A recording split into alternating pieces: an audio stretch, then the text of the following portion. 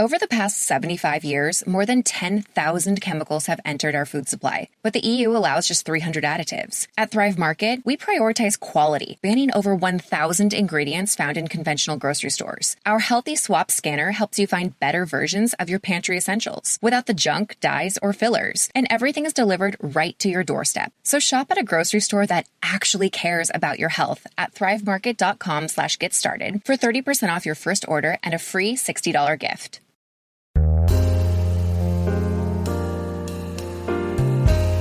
Entrevistas. Bueno, estamos con el ministro de las Culturas, las Artes y los Saberes, Juan David Correa, para hablar del tema que nos está hoy preocupando a todo el sector cultural, Juan David, y el tema del presupuesto del 2025. Ministro, bienvenido a la HJCK. Camila, como siempre, gracias por la invitación a los oyentes de la HJCK. Y sí, es 24 de diciembre. Una fecha paradójica para hablar de la preocupación que tenemos, pero creo que también eso muestra la manera de actuar de este ministerio, y es que no podemos evadir la crisis que muy probablemente vamos a enfrentar.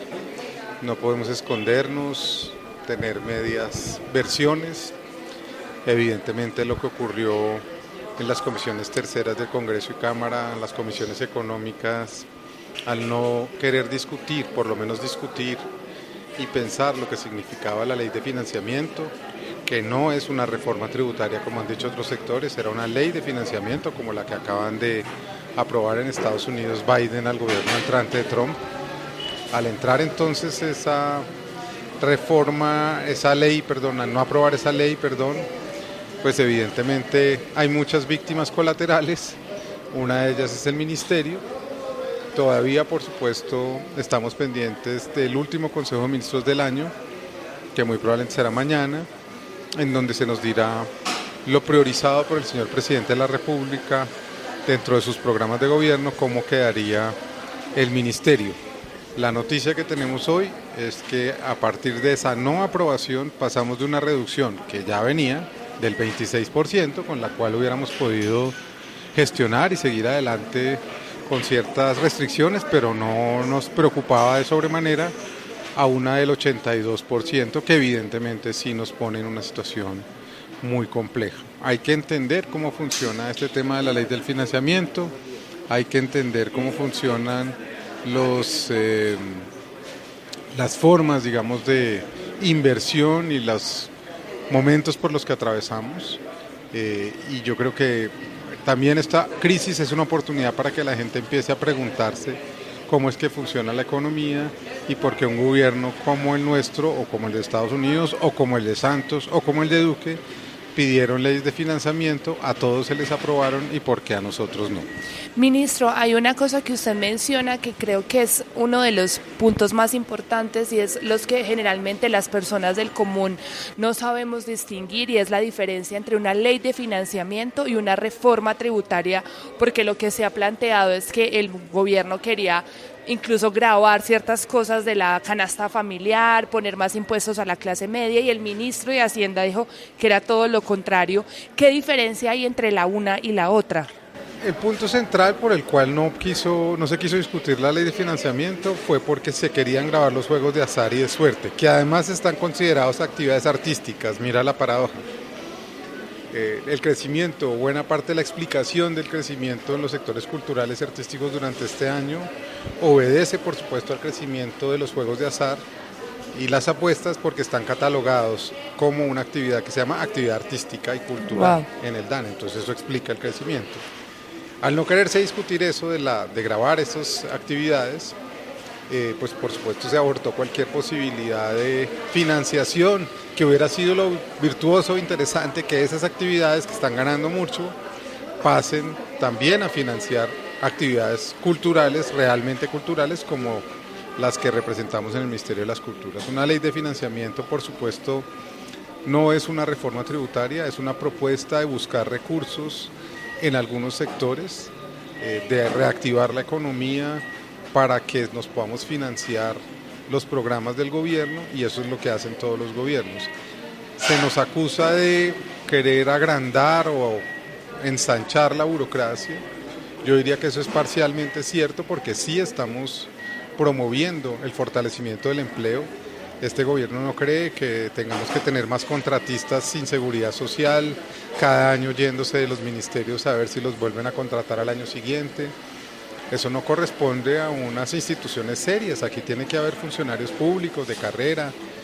Esa evidentemente es una pretensión y ya lo conseguimos en el ministerio el próximo año. Ya nos firmaron los decretos para el próximo año incorporar 370 personas más de planta que serán funcionarios públicos del gobierno. Entonces, esa ley de financiamiento tenía una serie de debates y discusiones que han mostrado economistas como el doctor Villabona de la DIAN, como el exministro Ricardo Bonilla, como el mismo Luis Carlos Reyes, ministro de Comercio, Industria y Turismo, que tienen enfoques distintos, por supuesto, a las de gobiernos anteriores, pero que no eran, por supuesto, ideas insensatas como las que se han querido promover, como las de gravar la canasta básica o quitarle a la clase media. Pues precisamente este gobierno es contra eso.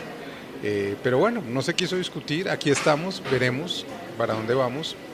Yo creo que también los liderazgos y los verdaderos gobiernos se conocen también en los momentos de crisis y yo creo que eso es lo que nos corresponde en este momento de la historia, asumir que tenemos que gobernar y demostrar que habíamos planeado cosas. Todo no puede terminar y comenzar en una ley, tenemos que haber hecho cosas, porque si no, querría decir que nos gastamos todo y no planeamos el futuro, y el Ministerio está en capacidad hoy de decir que tenemos cómo tener una acción hacia el futuro, por supuesto con muchas dificultades, con mucha reducción de gente, pero vamos a tener una acción importante el próximo año, porque así lo habíamos dispuesto a través de vigencias futuras, de planes que pasan de un año a otro. La educación artística y cultural por lo menos hasta junio está garantizada. En fin, hay una serie de posibilidades que son las que nos corresponden en este momento y estamos dispuestos, por supuesto, a velar porque así se haga, porque se cumpla y a tratar de, en el momento en que sepamos qué es y cuál es el presupuesto que nos corresponde,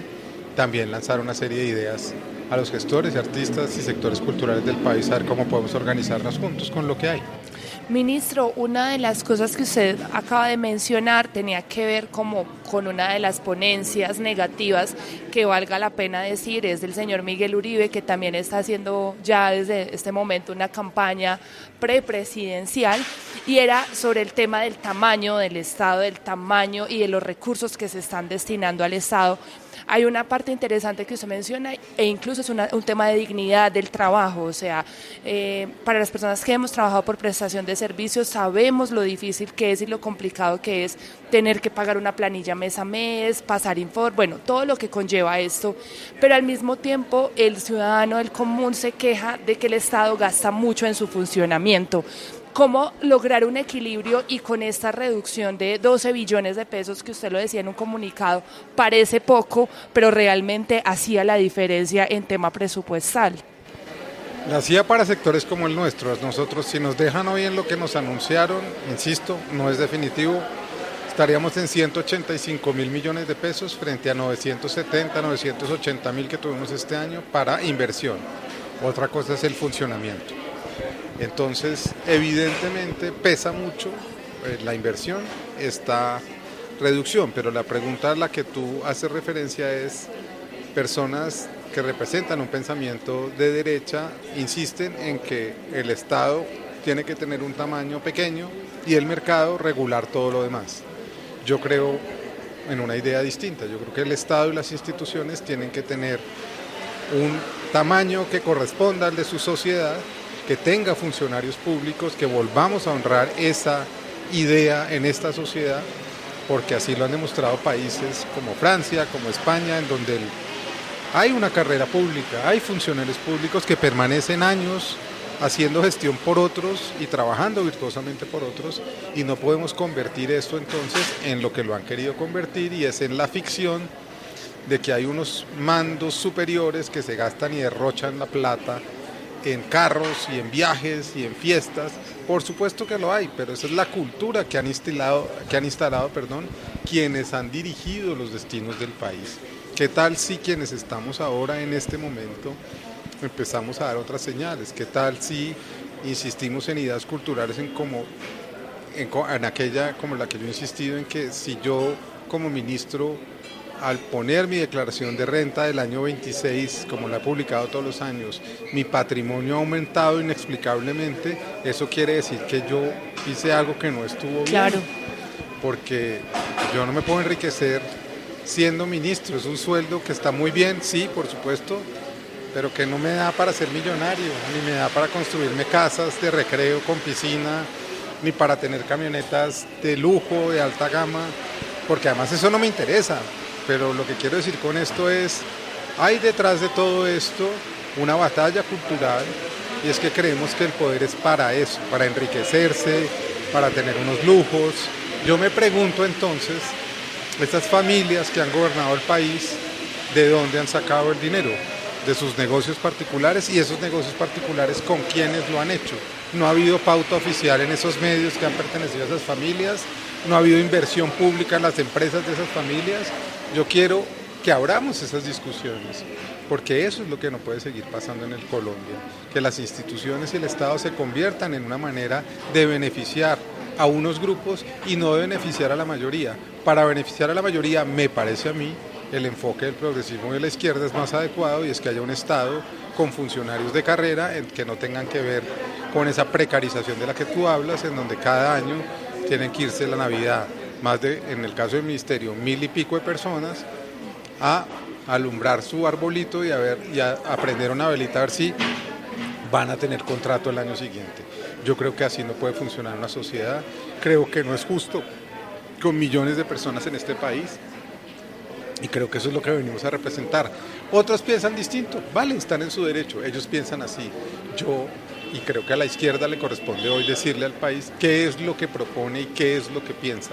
Y una de esas ideas es un Estado más fuerte, unas instituciones más organizadas, unos empleos públicos mucho más estables y seguros para todo el mundo, sindicalizados, con formas de organización, con luchas sociales para las mujeres. Por ejemplo, las instituciones hoy tienen que cumplir la ley de cuotas, las instituciones tienen que tener espacios seguros para las mujeres, las instituciones tienen que tener políticas para las mujeres gestantes, tienen que tener licencias para los hombres que también tienen responsabilidad en la crianza de sus hijos, en fin, es lo que corresponde a este momento. Si no nos damos cuenta de eso, pues vamos a seguir creyendo que las instituciones son empresas, y lamentablemente o afortunadamente, yo creo, no lo son.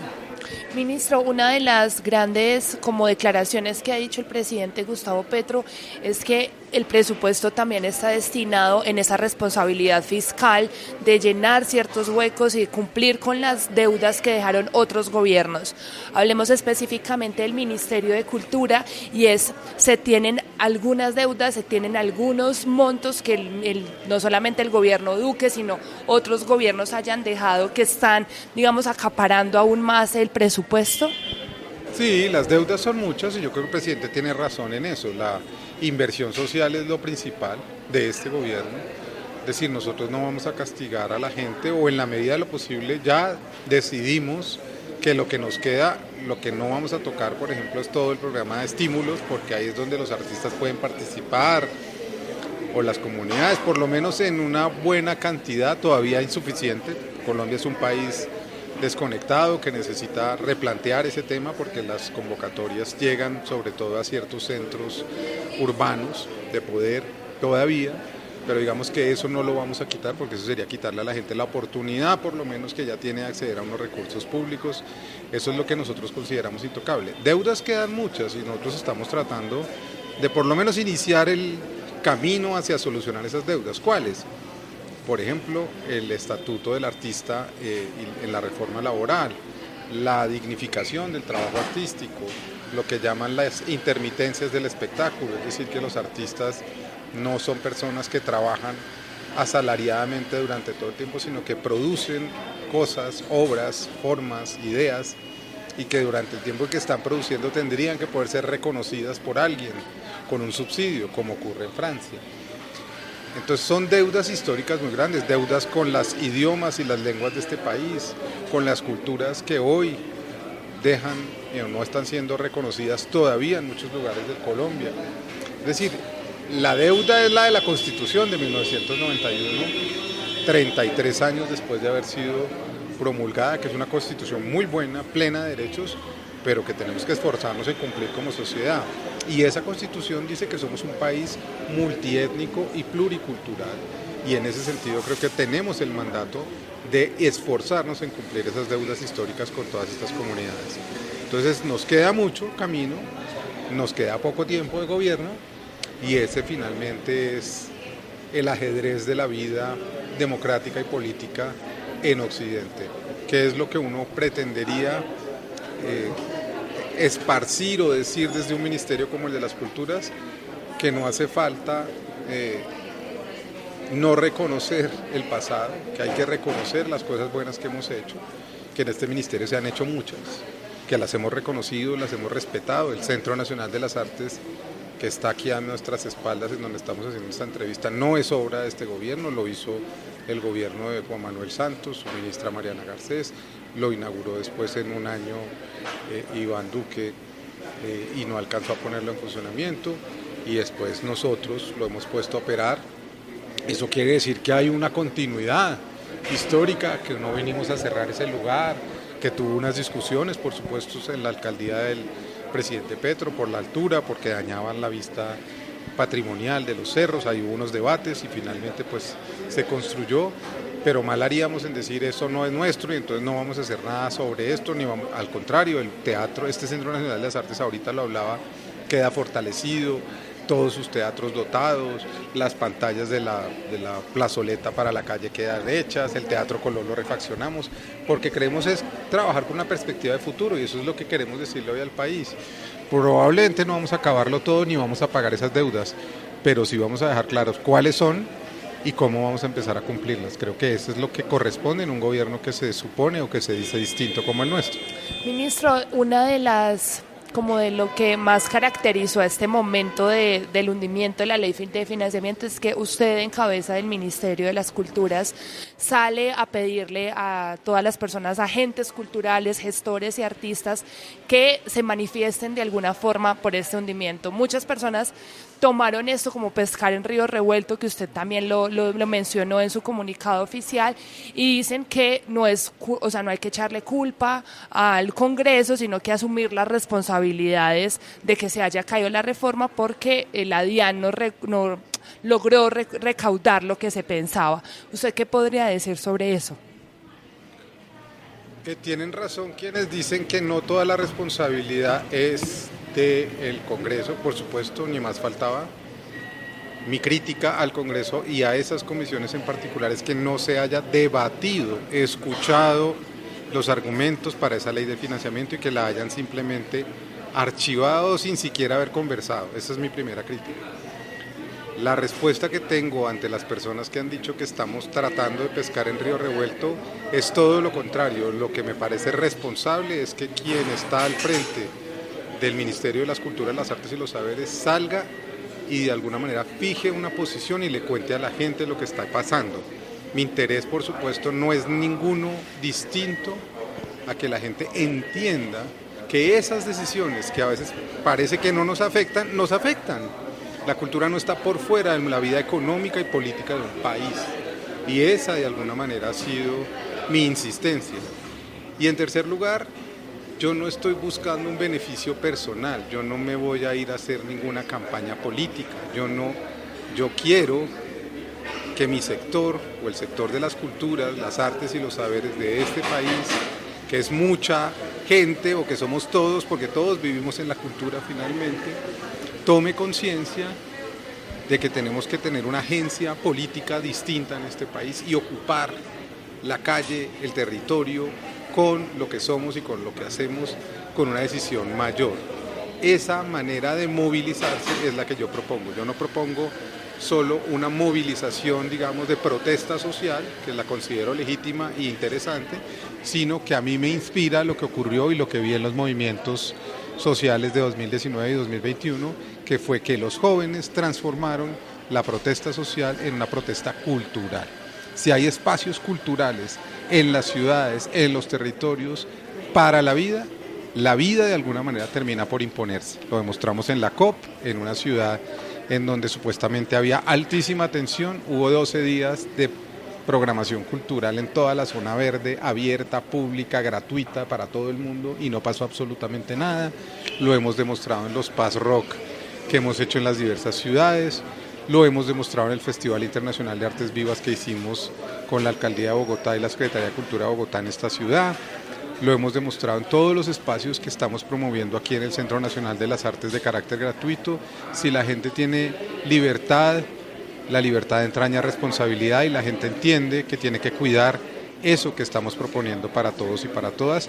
Y no somos los únicos, está ocurriendo en Bogotá hoy, la Secretaría está proponiendo espacios en la Plaza de Santa María, estamos por supuesto celebrando que eso pase, no estamos en competencia para que a otros les vaya mal para predominar nosotros, todo lo contrario. Y yo decía algo en una entrevista hace un ratico y es, nosotros también somos herederos de una cultura ciudadana que se instaló desde los años 90 en esta ciudad a través de festivales como Rock al Parque, de gestores como Berta Quintero, como Julio Correal, como Héctor Buitrago, como Andrea Fanny Echeverry, Mickey. como Fanny Mickey, que le propusieron espacios públicos a esta ciudad, en los que todos crecimos. ¿Por qué vamos a negar eso? Como Ramiro Osorio, como tantos liderazgos que ha habido en este país. Entonces, yo no estoy en contra de nadie que proponga eso.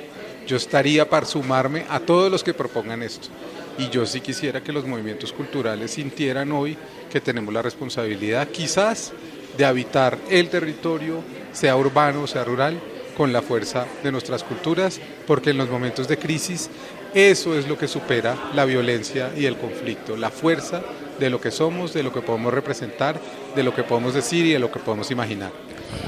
Hay otra discusión o otro pedido al lado de los que dicen, bueno, que porque hay un alegato tan fuerte hacia el Congreso y una responsabilidad, una autocrítica, y es que de pronto en Colombia, no solamente en este ministerio, sino a lo largo de la historia nos ha faltado una discusión técnica acerca de lo que se gasta en cultura y lo que no se gasta. ¿Usted cree que se han tenido espacios para esas discusiones técnicas en estos casos tan importantes para el país? Falta mucho, no veo a los economistas interesados en el gasto de cultura, no los veo interesados en el presupuesto, todos son lectores, escritores, les interesa el cine, pero a la hora del té tú no los ves involucrados en estos debates, tú misma representas esa marginalidad en el contexto de una gran empresa que es admirable por sostener un proyecto así, pero que en todo caso no deja de ser marginal. Entonces mi crítica es a eso, ¿por qué vamos a condenarnos a ser marginales y por qué no insistimos en que tiene que haber esas discusiones sobre la economía de la cultura? ¿Por qué no pasa nada cuando se anuncian los datos del crecimiento del sector cultural y nadie dice lo que yo estoy diciendo? Que ahí están incluidos los juegos de azar y las apuestas. Sí lo dijo Alejandro Gaviria y su compañera esposa Carolina sobre Brasil. Ahí me alertaron, yo empecé a investigar el tema, hablé con el DANE y comprendí que lo que se estaba diciendo escondía una trampa que tenía que ver con esto de la ley de financiamiento. Yo creo que además podemos criticarnos en voz alta. Yo no estoy acusando a nadie ni estoy invitando a que se reaccione contra alguien, pero sí considero que el Congreso tiene que discutir las cosas. Para eso está, se llama parlamento, que viene de hablar. Cuando se parlamenta, cuando se habla, cuando se discute, a lo mejor se hubiera podido llegar a una conclusión similar. No vamos a aprobar, pero con una explicación. Cuando ni siquiera hay una argumentación sobre lo que se decide, pues yo entro un poco a incomodar, porque no me parece que la vida pública de Colombia tenga que seguir siendo esta, en la que ciertos temas se debaten a puerta cerrada o no se debaten, y se archivan o se declaran leyes o se hacen decretos y punto. Yo en eso no creo y por algo de alguna manera también soy periodista y por algo defiendo la libertad de expresión y por algo tengo que aguantar todas las críticas que se me hagan porque hoy soy un funcionario público y la gente tiene derecho a impugnar mi lugar, a decir que no está de acuerdo, a criticarme, a reírse de mí, a hacer humor sobre mí. Eso encarna una posición como la que estoy y tengo que ser respetuoso de eso, pero también tengo que actuar políticamente. Y yo sí creo, Camila, que a nosotros como sector cultural nos está haciendo falta un poco de educación política, un poco de educación económica, un poco de educación administrativa sobre el sector público, porque si no de otra forma no vamos a cambiar las cosas y no vamos a lograr incidir de una manera más determinante en los destinos económicos para fortalecer lo que representamos en este país. Además, ministro, y me gustaría añadir ahí que estamos como muy convencidos de que la ley del silencio es la que debe reinar, ¿no? Como que se aprobó o se denegó, o se hundió o lo que sea y reina el silencio, como que muy pocas veces en la cultura y aquí como medio de comunicación me gustaría como hacer también ahí una autocrítica, es el registro de las cosas, ¿no? No pasó la ley esta de financiamiento o no pasó tal cosa y lo que queda alrededor es un silencio que el ciudadano del común lo toma como un acatamiento, hay que acatarlo todo y no es que tengamos que incendiar ninguna cosa, por supuesto que no, pero sí preguntarnos, la duda siempre ayudaría a fortalecer la democracia. Sin duda, y creo que lo que dices es claro, esa ley del silencio nos ha hecho actuar como sociedad de una manera temerosa porque tememos una cosa o un comportamiento que se ha impuesto en la vida nacional y pública y es el sentido de venganza. Lo que no está conmigo en el futuro podrá ser sujeto de exclusión o de venganza porque representa lo que yo no represento. Esa actitud ha obligado a muchos líderes de opinión, a muchos periodistas, a muchos artistas, a muchos gestores, a muchas voces públicas, a no tomar nunca posición de una manera determinada porque teme que venga el castigo, que no haya empleo, que me saquen de los lugares de preeminencia, que no me contraten en las telenovelas o que no me contraten para escribir o que no me den empleo en una emisora. Ese cálculo nos daña como sociedad. Yo creo que no hay que hacer ese cálculo más. Hay que hablar con honestidad. Yo creo que necesitamos es gente capaz de ocupar los espacios sin violencia, hablando con claridad, con absolutas y radicales diferencias ideológicas. No pasa nada, no está mal. Pero si seguimos calculando que lo que viene es la venganza, lo que va a seguir reinando es la certeza de que tenemos que vivir todos en la opacidad, en algo que no podemos ver del todo, que no podemos comprender. Y entonces lo que reina es que la manera de llegar a esos lugares también está revestida de opacidad y de tratos no siempre virtuosos.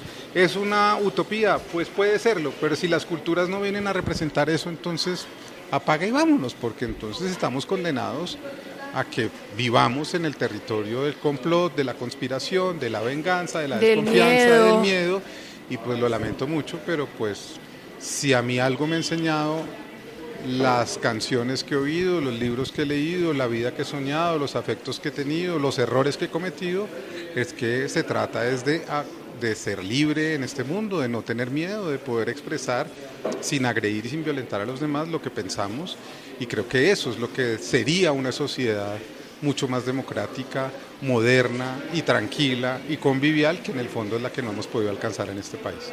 Ministro, si bien como dijo usted ahorita y nos contó a nosotros aquí en la HJCK, ustedes apenas van a tener entre mañana y el final de estos últimos días del 2024 la reunión para decidir ya con cuánto se queda cada uno en los ministerios hablando. El 92%, también nos decía usted en el comunicado, está ya comprometido con proyectos, por ejemplo, como el Hospital San Juan de Dios, que ya inauguró este primer momento, que además quedó muy bonito, e invito a todas las personas de Bogotá y que vengan a ver este proyecto del San Juan de Dios, que tiene historias muy particulares de enfermeras y de arte y demás. Los estímulos no se van a tocar, pero sí habría una reducción casi de 800.000 millones. ¿Cómo vamos, qué va a pasar ahí? ¿Cómo se va a financiar? ¿Va a entrar lo privado? ¿Qué va a pasar con esas otras cosas que quedan por fuera? Nos toca hacer una gran gestión. Los directores, digamos, si hubo un primer momento en este año largo que acaba de pasar conmigo, superada la interinidad del ministerio, un primer momento, digo, de imaginación, acción política. Yo me encargué, en todo caso, de que hubiera una planeación y de que hubiera un compromiso hacia el futuro. Pues en ese sentido hay cosas que estaban ya garantizadas. Pongo el ejemplo de Gaceta, la revista ya la habíamos financiado el próximo año completo. Las obras de infraestructura que tú mencionas, que requerirán no solamente de la gente que trabaja en interventoría en las obras, sino en la imaginación de cómo se gobiernan esos espacios culturalmente, que serán las acciones de la Biblioteca Nacional, del Museo Nacional, el Museo Afro, que se va a hacer desde el Museo Nacional, ciertas bibliotecas que se construirán en el país que quedaron en las vigencias futuras, la obra del San Juan de Dios que capturará buena parte de la atención de la Dirección de Patrimonio, la Dirección de Poblaciones ya había hecho compromisos por casi 36.000 millones de pesos con los pueblos indígenas, entonces pues eso hay que encargarse de cumplirlo. Entonces, como te digo, no se cierra, pero se reduce, y en lo que queda convertido en ministerio, si es que ese plan de reducción tan severo se cumple, es en un ministerio que va a hacer gestión de lo que ya planeó, de lo que ya comprometió, de lo que ya pudo tener con vigencias futuras y de lo que pueda gestionar con otras instituciones del Estado que también están disminuidas. Será difícil con la empresa privada, una acción internacional mucho más decidida, por ejemplo en el tema de la Biblioteca Nacional, que ya va a salir el concurso porque lo logramos financiar para el diseño de la nueva Mediateca Nacional al lado del edificio de la Biblioteca Nacional de Bogotá y en la calle 24. Entonces podemos, por ejemplo, pensar quién nos puede financiar la construcción de ese edificio con cooperación internacional. En fin, viene un momento interesante, pero no es un momento, por supuesto, fácil. Es un momento complejo, es un momento en el que van a sufrir todas las entidades adscritas, que su presupuesto se baja. Ese presupuesto no lo decide el ministerio, lo decide el DNP porque son entidades adscritas. Obviamente si hay una subida en los recursos del sector, ellos suben como lo decidimos el año pasado, pero en una merma pues bajamos todos. Entonces es un momento complejo. Yo entiendo que a la gente lo primero que le duele es, por supuesto, su propio destino, su trabajo, su bolsillo. Es evidente, y yo lamento mucho y me pongo en el lugar de los demás y siento mucho dolor de lo que nos está pasando, pero es un momento en donde los que quedemos tenemos que tener la fuerza de impulsar el carro, porque seguramente vendrá un nuevo momento y un momento mucho mejor que el que estamos viviendo, y a ese es el que tenemos que apostarle. Y con la gente que hoy lamentablemente no va a poder seguir con nosotros, pues el mensaje es claro. Logramos el fortalecimiento del ministerio, se abrirán más o menos 370 plazas en marzo para este concurso, para llenar unos cargos en encargo, como se llama en la función pública, mientras se abre un concurso. Viene, por supuesto, todo el tema de la reforma de la Ley General de la Cultura, que esperamos que se pueda por lo menos conversar. Vienen las concertaciones con los grupos indígenas y con los pueblos afro del Plan Nacional de Cultura, que faltan esos capítulos, pero que quedaron también garantizados en el financiamiento de lo que viene. Entonces hay futuro, hay mucho futuro, pero es un futuro mucho más árido, mucho más complejo. Nosotros sabemos de eso, creo, quienes hemos leído, como tú o como yo, pues hay novelas y hay películas más tranquilas y hay momentos para unos géneros, y el género que nos corresponde vivir en este momento pues es mucho más dramático, con personas implicadas, que eso lo hace muy doloroso, insisto, pero nos vamos a esforzar en que esas personas encuentren un lugar y en que nosotros podamos construir algo para que esto no se siga repitiendo. ¿Qué es eso que yo sueño? Que si este año creamos 370 cargos más 240 que tenemos, ya el ministerio quedará con 600 cargos de funcionarios de planta. Mi compromiso o mi impulso será que al terminar 2026 el gobierno, el ministerio quede por lo menos con 900 o 1000 cargos de funcionarios de planta, lo cual le garantice al sector pues una continuidad, una memoria, una dignidad distinta, y que logremos otros aspectos que estamos trabajando, como la reforma laboral. Ya la gente del ministerio está sentada trabajando en la reforma laboral, en el estatuto del artista. En fin, se trata de sembrar para que otros, cuando venga y cuando sea su momento, puedan recoger algo y no se encuentren más aridez y más aridez y más aridez. Ministro, para finalizar, yo quisiera saber qué conversación usted ha tenido con el presidente Gustavo Petro, si usted tiene alguna otra forma, como, entre comillas, pedirle que, bueno, piense en las culturas como no es el lugar donde se puede sacar más dinero o donde se puede dejar más a la intemperie, si ha conversado con él sobre ese presupuesto. El presidente ha lanzado un mensaje, y es que los programas de gobierno no se desfinancian bajo ninguna circunstancia. Nosotros le hemos dicho cuáles son nuestros programas de gobierno que quedan desfinanciados: la formación artística y cultural, que son casi 360.000 millones de pesos, El Hospital San Juan de Dios, por fortuna, está, digamos, protegido por estas vigencias futuras que ya firmamos. Nos queda un pedazo, pero está en salud la plata, por lo menos la podemos garantizar. Entonces, sobre lo que tenemos ya el mínimo desfinanciado son esos 360.000 millones, más todos los programas que se disminuyeron, la dotación de libros en la Biblioteca Nacional, la puesta en marcha de la Red Nacional de Teatros aquí en el CNA, la Red Nacional de Museos y las exposiciones del Museo Afro, todo el guión, todo lo que se quiere hacer el próximo año, una serie de eventos que teníamos contemplados, la conmemoración de los 500 años de Santa Marta, los 40 años de Armerio y el Palacio de Justicia, los actos de memoria y monumentos que estamos haciendo como el de las Madres de Soacha en la Estación de la Sabana, la misma puesta en marcha o recuperación de la Estación de la Sabana. Hay en todos estos casos que estoy mencionando desfinanciación, el presidente ha dicho no se desfinancia, veremos para qué alcanza, porque el problema ya no es una decisión del señor presidente decir a cultura no la tocan, es que pase lo que pase nos van a tocar, porque al no aprobar la ley de financiamiento, pues no hay igual nivel de dinero y de una u otra manera nos van a reducir. Yo aspiraría a que no fuera el 82%, sino al menos el 50%, y en eso pues nos moveríamos con dificultad, pero de una manera mucho más holgada. Mucha gente dijo, insisto, desde agosto sabían porque presentaron el presupuesto con una reducción. Sí, esa reducción era del 26% y sobre esa reducción hicimos nuestra planeación para el próximo año porque estábamos convencidos de que iba a pasar la ley de financiamiento. Como en los otros casos. Alerta. No pasa nada, listo, nos reducimos, vamos a trabajar con 26 menos, somos capaces. El balde de agua fría es que nos digan que es el 82% porque no pasó la ley de financiamiento, eso es muy grave. Así que yo agradezco una y otra vez que tú te tomes el tiempo de que conversemos, de eso se trata, ojalá haya más medios, insisto, culturales en este país, porque eso también nos está haciendo mucho daño, no poder tener espacios para que entendamos, primero, que aquí no hay una acción contra nadie, segundo, que estamos es precisamente para defender y dignificar los derechos de la gente de las culturas en este país, y tercero, que no hay una ambición personal ni una pesca en río revuelto para un beneficio mío, porque la verdad, primero, ni tengo esas pretensiones, y segundo, lo único que me ha interesado toda la vida es ser un gestor cultural, que es seguramente lo que seguiré siendo de aquí en adelante, así que gracias a ti, feliz Navidad a feliz ti Navidad, y a la ministro. HJCK. Muchas gracias. Esta es hjck.com. Pueden seguirnos en todas las redes sociales como @la HJCK. HJCK, el arte de escuchar.